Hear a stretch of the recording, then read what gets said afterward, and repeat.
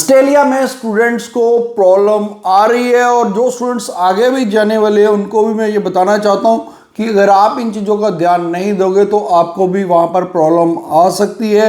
इसके लिए आपको पहले से ही प्रिपेयर रहना चाहिए और जो स्टूडेंट्स वहाँ पर गए हुए हैं वो भी अब ये वाली गलती मत करें, नहीं तो उनको भी फ्यूचर में प्रॉब्लम आएगी।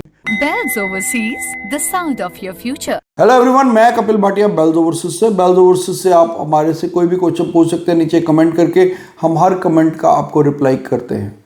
तो ऑस्ट्रेलिया में स्टूडेंट्स बेसिकली अब जो प्रॉब्लम आ रही है स्टूडेंट्स को वो ये आ रही है कि वहाँ पर जो DHA department of home affair वो वीज़ा कैंसिलेशन करना स्टार्ट कर दिया हुआ है। बहुत सारे स्टूडेंट्स को उन्होंने वीज़ा कैंसिलेशन की लेटर भी भेज दी है।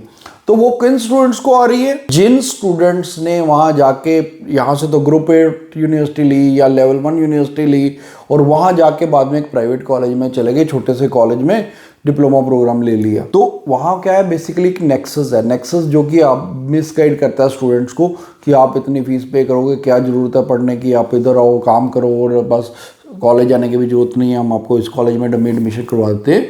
बेसिकली क्या होता है कि उन लोगों को थोड़ा सा कॉलेज से इंसेंटिव मिलते हैं, तो इसी चक्कर में वो बच्चे का करियर खराब करते हैं। तो अब जैसा कि मैंने पहले भी इस चीज़ के लिए अवेयर किया था कि अब देखिए वो चीज़ होनी स्टार्ट हो गई है कि वीज़ा कैंसिलेशन लेटर आनी स्टार्ट हो गई है।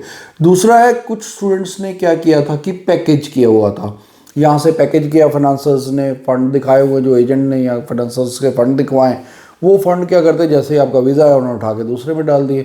तो अब जब एम्बेसी इंक्वायरी करती है, हालांकि सबकी इंक्वायरी नहीं हो रही, बहुत कम स्टूडेंट्स हैं जिनकी इंक्वायरी विजिबल हो पा रही है क्योंकि इतना तो स्टाफ ही नहीं है एम्बेसी के पास। तो जिन स्टूडेंट्स की लेकिन इंक्वायरी हो रही है तो उनके फंड्स नहीं अवेलेबल या वो ट्रांसफ़र हो गए हैं, तो उनको भी वो वीज़ा कैंसिलेशन लेटर दे रहे हैं कि आपने जो वीज़ा कंडीशंस थी वो ब्रीच की हैं। तो इसलिए अब जो आगे स्टूडेंट्स जा रहे हैं तो मैं उनको ये हम्बल सबमिशन कर दूंगा कि आप चाहे एजुकेशन लोन ले लीजिए, फंड्स फेक मत दिखाइए। फेक फंड्स दिखाने से आपको प्रॉब्लम आएगी फ्यूचर में भी आ सकती है।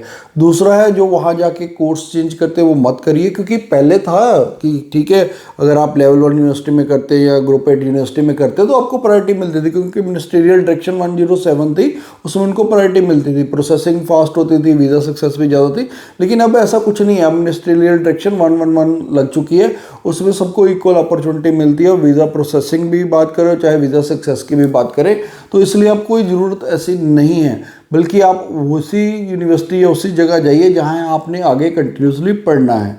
तो इसलिए अब स्टूडेंट्स को ध्यान देने की ज़रूरत ये है कि जैसे +2 का एग्ज़ाम्स ओवर हो चुके हैं अभी, तो आप इमीडिएटली आइल्स करना स्टार्ट कीजिए। आइल्स की टेस्ट बुकिंग के बाद आप अपनी कंडीशनल ऑफर लेटर भी मंगवा सकते हैं।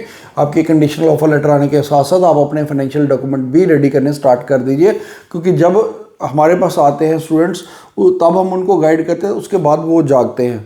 तो वो चीज़ें पहले से ही आप करना स्टार्ट करो। आप अपनी पहले से प्रिपरेशन करेंगे तो आपके लिए बेटर रहेगा।